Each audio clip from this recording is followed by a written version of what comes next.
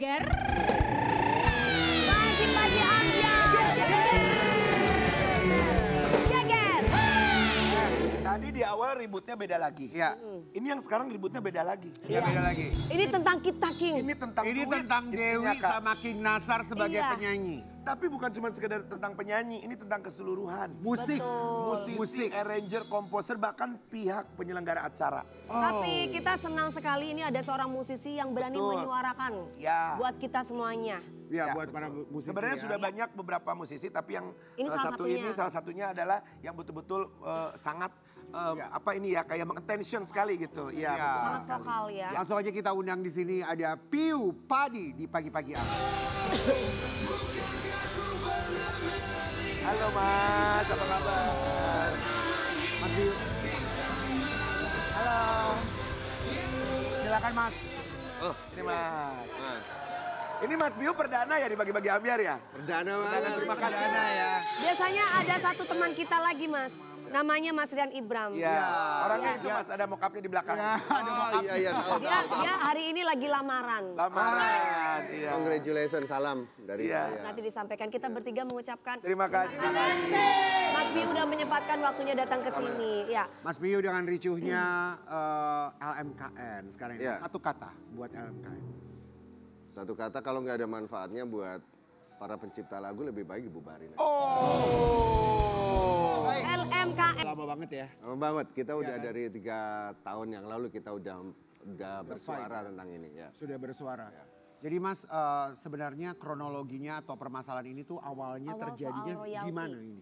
Ya sebenarnya sih balik adalah karena kita punya kesamaan nasib ya kalau bisa dibilang ya. Kesamaan nasib dan kita melihat bahwa memang kesejahteraan dari para pencipta lagu ini jauh dari apa yang dinamakan adil dan sejahtera. Kalau kita merujuk pada Pancasila, keadilan sosial bagi seluruh rakyat Indonesia ini tidak bisa terwujud buat para pencipta. Dan sorry to say ya, karena saya kan sebagai ketua Asosiasi Komposer Seluruh Indonesia, saya itu hampir setiap hari dapat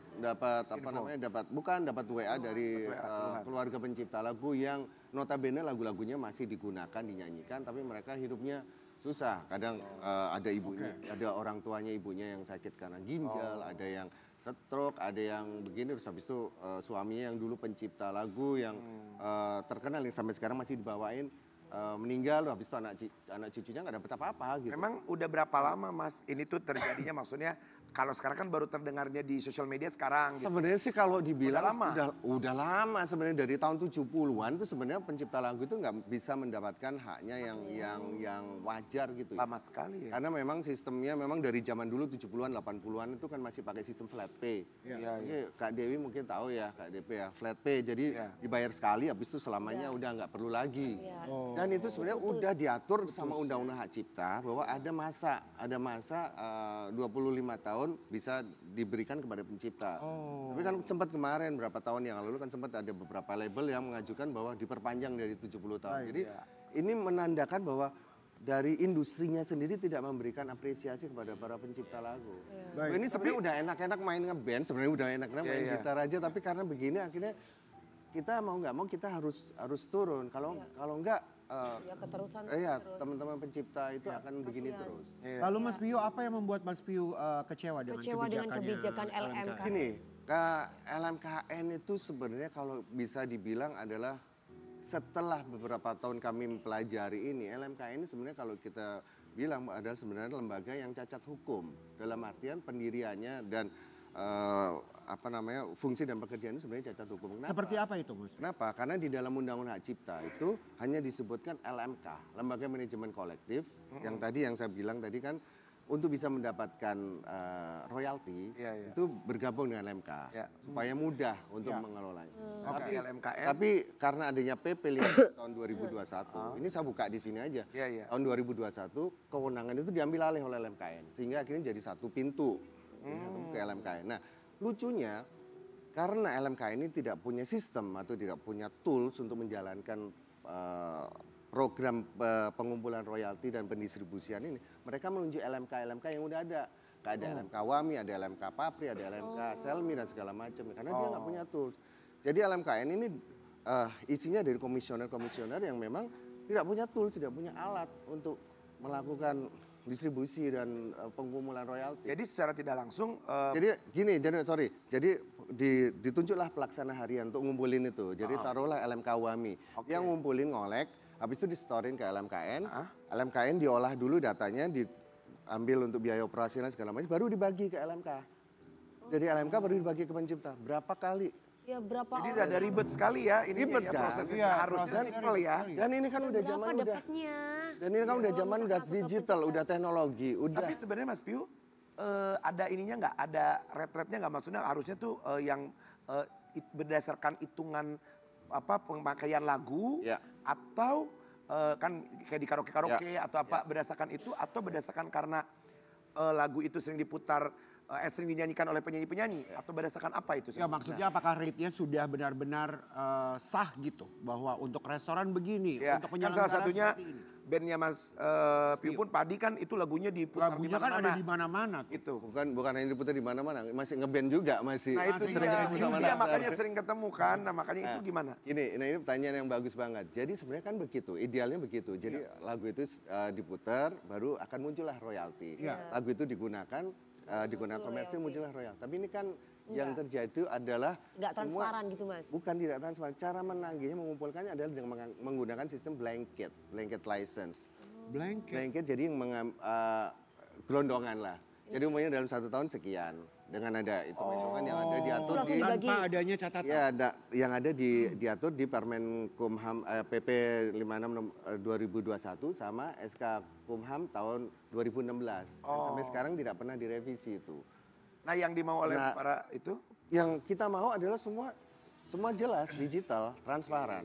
Transparan. Jadi berapapun lagu itu digunakan, barulah muncul royalti ini. Tapi ini kan Sistem enggak. ini yang belum jelas dan Belum tidak jelas. ada ya. Oke baik, ini kita punya satu Sehingga akhirnya artikel. muncullah kasus-kasus akhirnya salah transfer dan ini segala macam. Karena kan semuanya gelondongan. Ibaratnya gitu, blanket. Iya. Baik, kita ada satu artikel yang miris sekali nih ya di tahun 2020. Carut marut hak cipta Piu cuma dapat 125.000 tahun ini dari royalti lagu.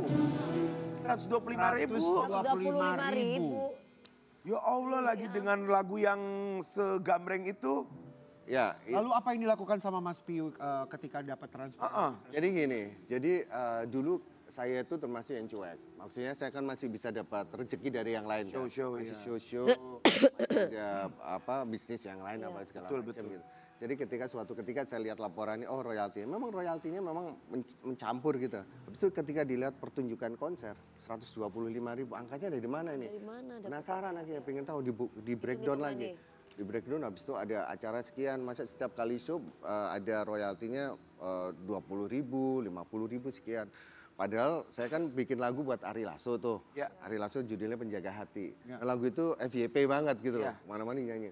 Akhirnya kok aku baru mikir dari tahun 2000 sampai 2024 waktu itu kok aku nggak dapat manfaatnya atas lagu itu. Akhirnya aku bilang ke Lasso, gue ini nggak dapat royalti, nggak dapat manfaat. Lu jangan bawain dulu deh sampai kita benahin sistem. Jadi saya kepikiran untuk kita benahin sistem ini gitu loh. Kita mau benahin sistem sampai kalau udah sistemnya udah jalan baru lu bawain. Tapi Ari Lasso nggak sabar dia. Dia menyadari bahwa itu adalah hak lo. Itu adalah hak lo, karena lu yang pencipta.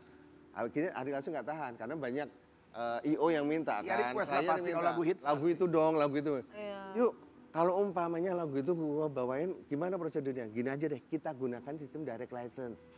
Karena sebagai alternatif, sistemnya belum jalan, sistemnya masih berantakan seperti ini, direct license aja langsung ke pencipta. Oh jadi Makanya langsung transfer Langsung ke transfer pencipta. setiap minggu langsung ada tuh. Yuk Hollyway, Iya, lebih yuk enak ya. all gini. Dan itu yang dilakukan oleh Wika Salim.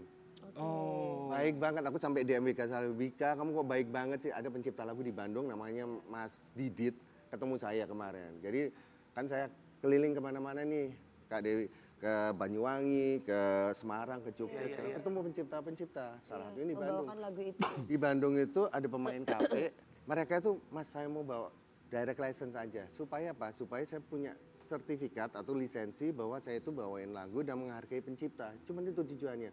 Setelah ngobrol-ngobrol ternyata dia pencipta lagunya Wika. Terus Wika itu kadang dia transfer saya 500.000, kadang ini baik banget. Tapi kan enak ya Mas, maksudnya Iya, ada Lebih enak. lebih jelas. Tanya. Lalu saya DM Wika, kamu baik banget sih, gini-gini. Kamu ini Tapi artinya Mas Piyu dengan kejadian ini lebih enak langsung aja dari artisnya kepada pencipta. Iya, tapi itu ditentang oleh LMKN. Dianggap melanggar. Dianggap pencipta tidak boleh langsung nagih. Padahal di dalam pasal 81 Undang-Undang Hak Cipta nomor 28 tahun 2014 itu ada bisa melakukan perjanjian sendiri. Which is itu bisa melakukan direct license. Perjanjian sendiri atau dengan pihak ketiga. Pihak ketiga kan LMK atau LMKN.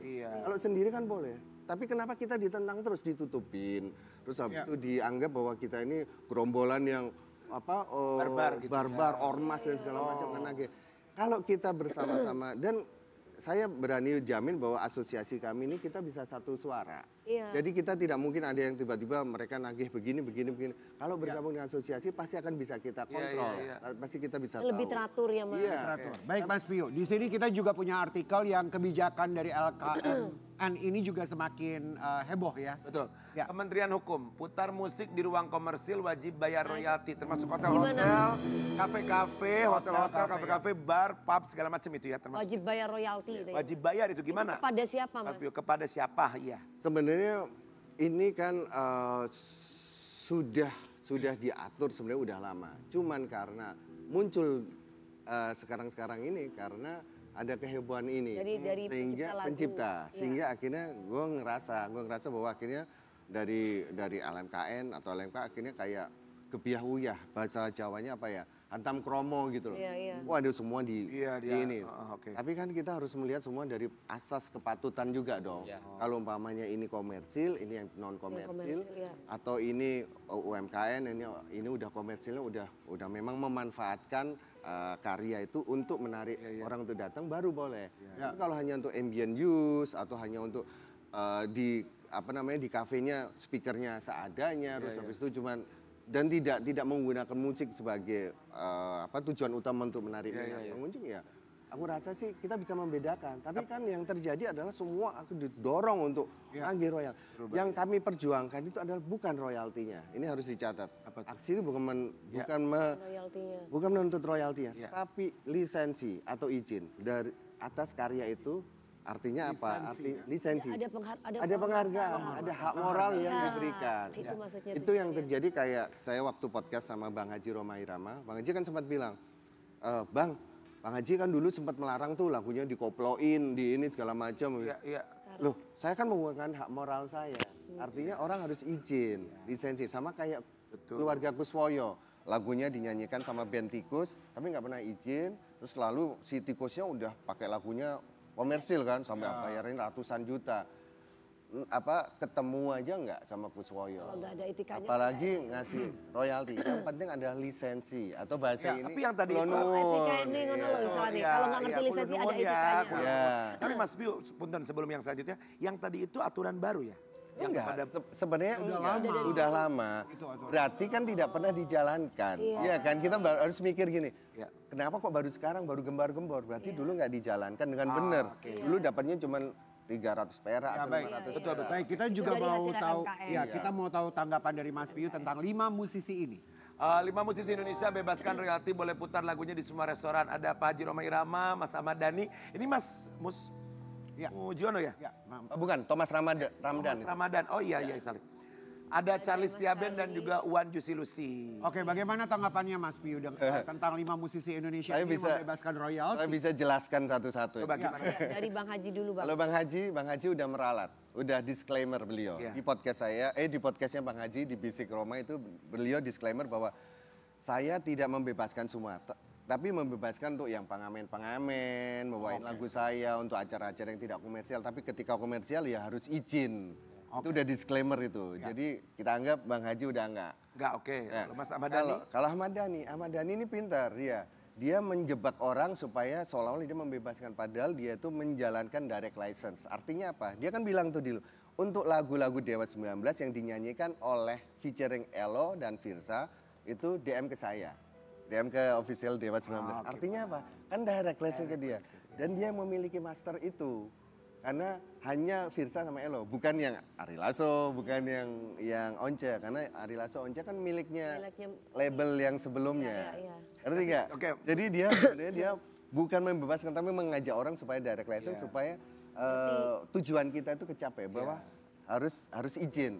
Begitu DM kan izin berarti kan. Ya kan? Nah, kalau yang satu lagi tadi Mas Thomas. Tadi Thomas Ramdan dia melihat bahwa pemain-pemain kafe itu perlu ada satu ekosistem yang baik untuk mendukung itu. Sehingga dia bilang bahwa kalau pemain kafe di bawah 5 juta boleh main bebas. Nah, ya, which is itu yang bisa kita lakukan. Asal ada lisensi.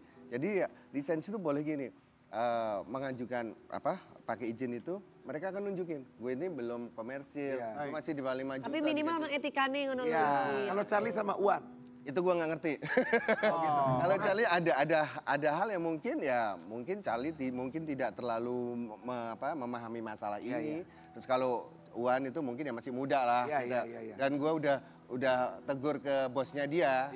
Bosnya kan mantan gue, ya Mas, kan. sorry. Aku bilang ini kalau nggak ikut nggak usah komen-komen deh.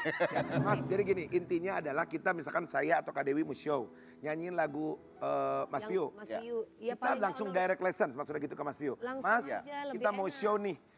Kita show di acara kemarin nyanyiin lagu. Kita langsung ngomong gitu. Ya, itu lebih enak. Lebih enak, itu yang Karena apa? diharapkan. Karena ada alasannya. Karena sistemnya belum bisa berjalan memberikan kesejahteraan buat para pencipta. Jadi biar penyanyinya juga merasa merasa aman. ya. Terus yang penciptanya juga merasa dihargai, lagu gue dinyanyiin. Mas Pio, goalnya saja. Tujuan akhirnya mau gimana Mas? Tujuannya adalah, sebenarnya tujuannya kembali adalah satu, beri kesejahteraan buat para pencipta sama-sama lagu. sejahtera. Selalu yang kedua adalah kita mulai masuk ke era digital, digitalisasi. Kita ada, bukannya saya mau promo, mau jualan tentang platform segala macam. Ini era sudah masuk ke era seperti itu. Betul. Digital. Jadi supaya menghindari ada ketidaknyamanan, umpamanya ada pencipta satu juga sendiri, gue minta dong 10 juta untuk nggak bisa. Tapi begitu lu masuk ke platform itu, lu bisa tahu lagu ini digunakan komersial atau enggak.